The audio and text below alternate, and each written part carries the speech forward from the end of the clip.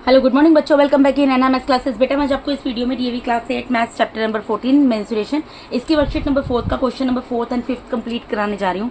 तो चलिए देखते हैं क्वेश्चन नंबर 4 में क्या बोल रहे हैं। यहाँ बोल रहे हैं the circumference of a base of a cylinder is 176 centimetre, कि कोई एक सिलेंडर है उसका सर्कमफ्रेंस ऑफ द बेस कितना दिया हुआ 176 सेंटीमीटर, ऑलरेडी आपको क्वेश्चन में दे दिया है। And it's height is 65 centimetre, और हाइट उस सिलेंडर की कितनी दी हुई है 65 सेंटीमीटर दी है। Find its lateral surface area. Lateral surface area बेटा निकाल लो, ये कर्व सरफेस एरिया निकाल लो। सिलेंडर एक ही चीज होती है। तो पहले जो चीजें मुझे पता है मैं वो लिखूंगी। यहाँ पर मुझे ये हाइट पता है, हाइट कितनी है 65 सेंटीमीटर। तो मैंने हाइट के आगे यहाँ पर सिलेंडर बनाया हुआ 65 सेंटीमीटर लिख दिया। ठीक है, अब मैं यहाँ पर लिखूंगी सर्कमफ्रेंस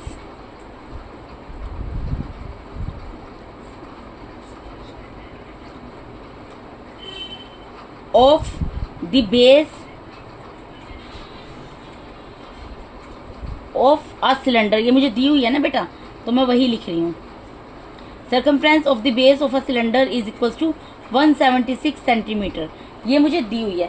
सर्कमफ्रेंस क्या होती है बेटा, मैंने को बताया था। सपोज ये आपका एक सिलेंडर है, ठीक है, ये आपका सिलेंडर है, तो ये नीचे एक सर्कल बन रहा है, तो सर्कल की जो बाउंड्री है, इस पूरी बाउंड्री को क्या बोलते हैं, सर्कमफ्रेंस ऑफ द सिलेंडर बोलते हैं। ठीक है, ये हमें दी हुई है। अब सर्कमफ्रेंस ऑफ सिलेंडर क्या होती है बेटा, उसका फॉर्मूला मैंने आपको बताया था, 2πr/h होता है। किस तरीके से, सॉरी 2πr होता है, आई एम सॉरी 2πr होता है। मैंने आपको इसमें बताया ना बेटा कि ये रेक्टेंगुलर शीट है, यहाँ पर ये हाइट है और ये क्या है, इसकी लेंथ है। अगर मैं इसको सर्कल की तरह ड्रॉ, यहाँ पर सर्कल सिलेंड्रिकल फॉर्म में इसको फोल्ड करती हूँ। यहाँ पर अगर मैं इसको यहाँ से कट कर दूँ, तो जब ये ओपन होगा, इसको कट कर दूँ तो जब ये ओपन होगा तो ये रेक्टेंगुलर शीट का रूप ले लेगा, इसकी फॉर्म में आ जाएगा। तो यहाँ पर ये रेक्टेंगल की क्या है, हाइट है, और ये क्या, ये तो हाइट है। देखो ये जो जब सिलेंडर बना तो सिलेंडर की तो भी हाइट ही है ना, एच तो एच ही रहेगा। लेकिन ये जो नीचे का इसकी लेंथ है, ये क्या बन जाएगी, सर्कमफ्रेंस ऑफ सर्कल बन जाएगी, क्योंकि सर्कल की बाउंड्री बन जाएगी। सर्कल की बाउंड्री को क्या बोलते हैं, सर्कमफ्रेंस ऑफ सिलेंडर, यानी कि इसकी लेंथ क्या हो जाएगी, सर्कमफ्रेंस ऑफ सिलेंडर, वो क्या होती है 2πr। ठीक है, 2πr। तो और कर्व सरफेस एरिया ऑफ, तो इसीलिए ये जो क्या बना था आपका, क्योंकि सर्कमफ्रेंस ऑफ सिलेंडर क्या थी, यहाँ पर 2πr थी, तो इसीलिए मैंने यहाँ पर circumference of base of cylinder क्या लिखा है, 2πr लिखा है। ठीक है बेटा, अब उसके बाद इक्वल्स टू कितना है 176 सेंटीमीटर दिया हुआ है, ये हमें दिया हुआ है बेटा।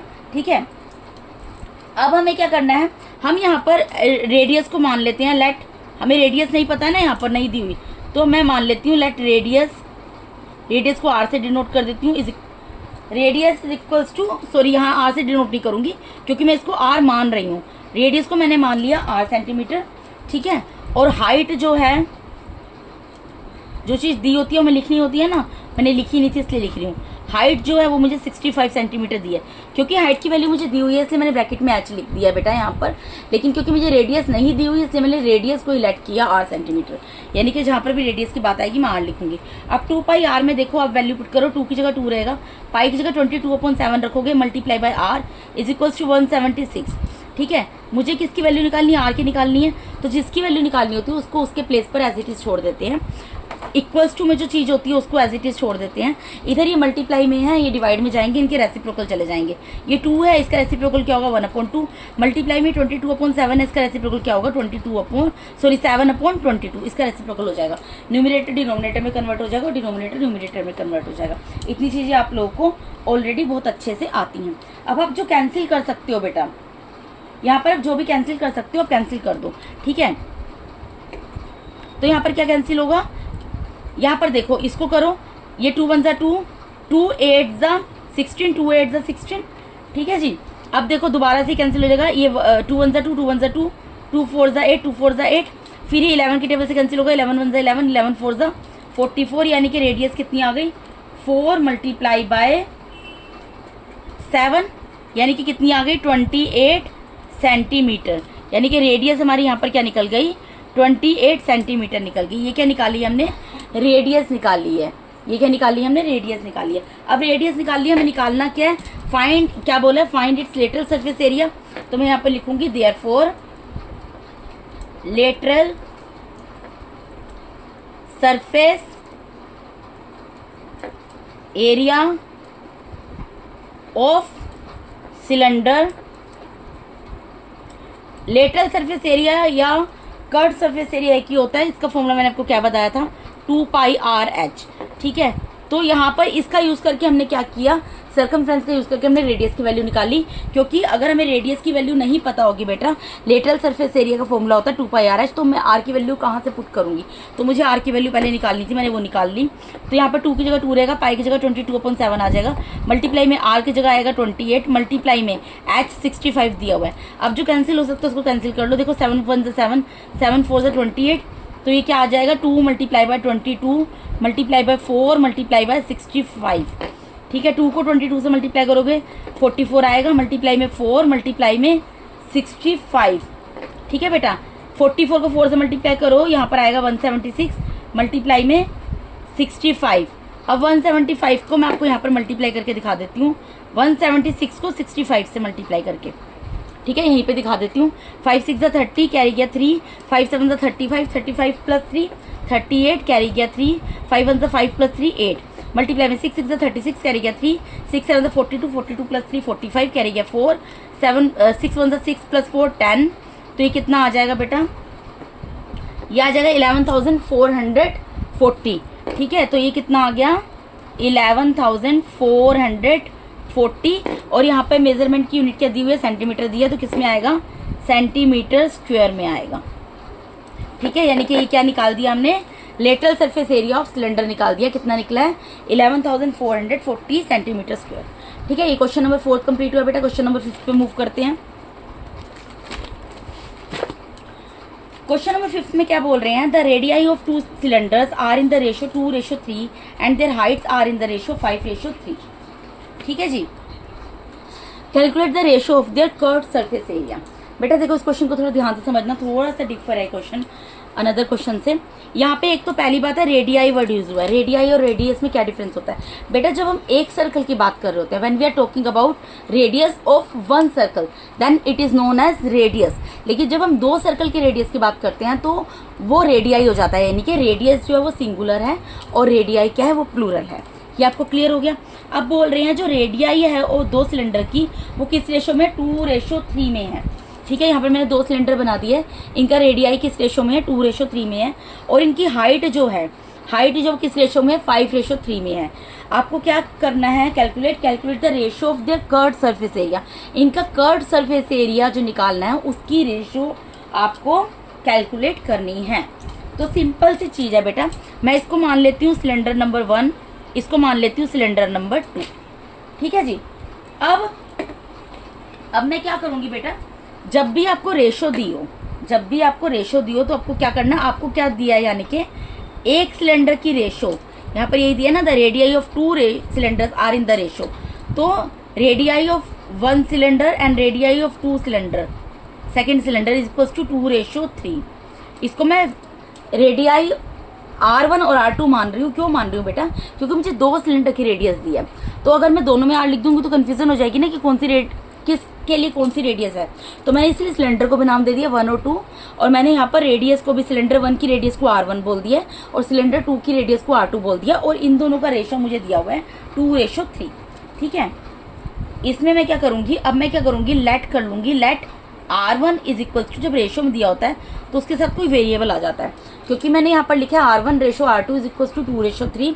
This is given in the question, that is given in the question. तो इसलिए मुझे अब R1 को लेट करना पड़ेगा। R1 को मैंने लेट कर लिया। रेशो में जब भी आपने क्वेश्चंस किए होंगे एज को लेके, फादर और सन के एज को लेकर, इस तरीके के जब भी आपने क्वेश्चंस किए होंगे तो आपने देखा होगा रेशो में जो क्वेश्चंस होते हैं उनमें आप वेरिएबल साथ में ऐड करते हैं। ठीक है, मल्टीप्लाई करते हैं। तो इसी तरीके से मैंने R1 को यहाँ पर 2x ले लिया और R2 को मैं क्या ले लूँगी, 3x। अगर R1 के लिए 2 है तो R2 के लिए क्या है, 3 है। इसी तरीके से बेटा यहाँ पर मुझे h हाइट का रेशो भी दिया हुआ है, क्या दिया हुआ है, 5:3। तो जिस तरीके से मैंने, जब मुझे रेशो दिया हुआ था किसका, रेडियस का, तो मैंने R1 R2 माना था। इसी तरीके से हाइट को भी h1 और h2 मान लूँगी। कितना दिया है, 5:3 दिया है। यानी कि अब मैं लेट कर लूँगी, late h1 is equals to 5, लेकिन अब मैं इसके साथ वेरिएबल x नहीं लिखूंगी। क्यों, क्योंकि दोनों के साथ सेम वेरिएबल थोड़ा लिखेंगे। अगर मैंने रेडियस में x वेरिएबल को यूज़ कर लिया है तो हाइट में मैं y वेरिएबल को यूज़ करूँगी। तो h1 ले लिया मैंने 5y, और H2 मैंने ले लिया 3y, ठीक है, क्योंकि 5 जो है वो फर्स्ट हाइट की रेशो बन जाएगी, 5 जो है वो फर्स्ट हाइट के लिए यूज़ होगा और H2 जो है बाद में लिखा है तो 3 जो है वो H2 के लिए यूज़ होगा, ठीक है। इतनी चीज़ तो आपको क्लियर होगी। अब मुझे क्या दिया, अब मुझे क्या करना है, calculate the ratio of their curved surface area. मुझे कर्व्ड सरफेस एरिया, मुझे यहाँ पर क्या करना है, मैं इस दूसरी शीट में कर देती हूँ बेटा, इधर साइड में कर देती हूँ जिससे दिक्कत नहीं होगी आपको। मुझे यहाँ पर क्या करना है, कर्व्ड सरफेस एरिया, ठीक है, ऑफ फर्स्ट सिलेंडर, इसका रेशो निकालना है curved surface area of second cylinder, ठीक है। तो इसको मैं इस तरीके से ब्रैकेट में कर देती हूँ, मुझे इन दोनों का रेशो निकालना है। यही बोला है ना आपको बेटा क्वेश्चन के अंदर, क्या बोला है आपको, calculate the ratio of the curved surface area, इनके जो कर्व्ड सरफेस एरिया उनके रेशो को कैलकुलेट करो, ठीक है। तो अब मैं इसको क्या लिख सकती हूँ, इसको मैं रेशो में है तो डिवाइड में लिखूंगी, यानी curved surface area of first ratio divided by curved surface area of second ratio, second cylinder, curved surface area of first cylinder upon में curved surface area of second cylinder, ये मैंने लिख दिया। अब बेटा हमें कर्व्ड सरफेस एरिया का formula पता है क्या होता है, 2πr/h, यहाँ पे 2πr/h आ जाएगा, यहाँ पे 2πr/h आ जाएगा। लेकिन मुझे क्या कैसे डिफरेंस पता लगेगा, जो फर्स्ट सिलेंडर है यहाँ पर मैंने रेडियस क्या लिया है, r1 कितना लिया था 2x, और यहाँ पर हाइट कितनी ली थी, h1 कितनी ली थी 5x, ठीक है, यही ली थी ना बेटा, r1 लिया था 2x और h1 लिया था 5x फॉर फर्स्ट सिलेंडर। यहाँ पर r2 कितना लिया था बेटा, r2 लिया था 3x और h2 लिया था कितना 3y फॉर सेकंड सिलेंडर, यही लिया था। तो यही वैल्यूज हमें पुट करनी है, यानी कि यहाँ पर ये r1 है, h1 है, ये r2 है, h2 है, तो 2 की जगह तो 2 रहेगा, अभी यहाँ पर पाई की जगह पाई रहने दो, मल्टीप्लाई का साइन बीच में लगा दो। r1 क्या है हमारा, r1 क्या है 2x है, तो r1 की जगह मैं क्या लिखूंगी 2x, मल्टीप्लाई में h1 क्या है मेरा 5y है, तो उसकी जगह मैं क्या लिख दूंगी यहाँ पर 5y, ठीक है जी, डिवाइड में 2 मल्टीप्लाई बाई पाई की जगह पाई रहने दूंगी, मल्टीप्लाई में r2 कितना है बेटा 3x है और h2 कितना 3y है, तो क्या लिखूंगी 3x मल्टीप्लाई बाय 3y। अब यहाँ पर 2 से 2 कैंसिल हो गया, पाई से पाई कैंसिल हो गया, क्या बच गया 2x multiply by 5 by 3x multiply by 3y। तो मैं इसको ऐसे लिख सकती हूँ 2 multiply by x multiply by 5 multiply by y, क्योंकि ये 2 और x जो है, अगर यहाँ पर 2x लिखा है इसका मतलब क्या, इसके बीच में कोई साइन नहीं है तो मल्टीप्लाई का साइन है, तो इसको मैं इस तरीके से लिख सकती हूँ 2 मल्टीप्लाई बाय x, इसी तरीके से 5y के बीच में कोई साइन नहीं है तो मल्टीप्लाई का साइन है। तो मैंने इसको इंडिविजुअल करके लिख दिया, I mean to say that कि मैंने वेरिएबल को और न्यूमेरिकल डिजिट को सेपरेट करके लिख दिया। 3 मल्टीप्लाई बाय x नीचे बन जाएगा, multiply by 3 multiply by y। अब यहाँ ये x से कैंसिल हो गया, x y से y कैंसिल हो गया, तो ऊपर क्या रह गया 2 multiply by 5 divided by 3 multiply by 3, तो 2 5 से कितना होता है 10 और 3 3 से कितना होता है 9, यानी कि हमारा रेशो कितना निकल गया 10:9। इसको रेशो में लिख सकते हैं ना, तो रेशो कितना निकल गया, यानी कि curved surface area of first cylinder ratio curved surface area of second cylinder हमने कितना निकाल लिया 10:9, ठीक है आंसर, ठीक है बेटा। तो यहाँ पर मैंने इस वीडियो में आपको DV class 8 maths chapter number 14 mensuration, इसकी वर्कशीट नंबर 4 का question number 4th and 5th complete करा दिया बेटा। अगर आप मेरे चैनल पे नए हैं तो काइंडली मेरे चैनल को सब्सक्राइब कीजिए। अगर आप लोग को मेरा टीचिंग मैथड अच्छा लगता है तो मेरे वीडियोस को ज़्यादा लाइक कीजिए और अपने फ्रेंड्स के साथ शेयर जरूर कीजिए। And once again thank you so much for watching my YouTube videos बेटा, thank you so much, God bless all of you.